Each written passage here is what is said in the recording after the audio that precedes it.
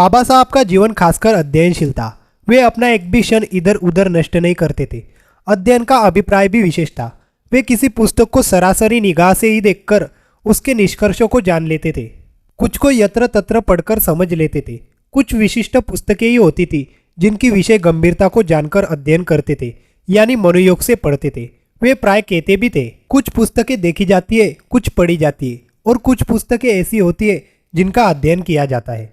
स्वाध्याय उनका मानसिक व्यसन था।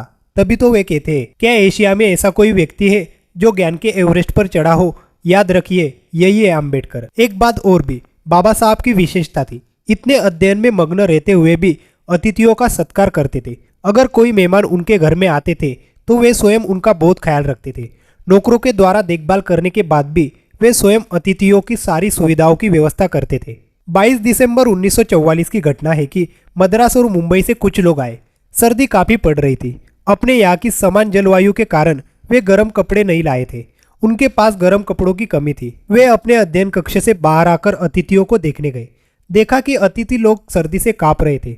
उन्होंने तुरंत अपनी रजाई और कंबल लाकर उन्हें दी और स्वयं हीटर के ताप में बैठकर ही रात भर अध्ययन करते रहे। वे अपने अतिथियों के स्वागत सत्कार का इतना ध्यान रखते थे, उनका आदर करना और उनकी सुविधाओं की व्यवस्था करने में अपना गौरव समझते थे। मद्रास और मुंबई के अतिथिगण बाबा साहब के आतिथ्य और सत्कार से बहुत प्रसन्न हुए।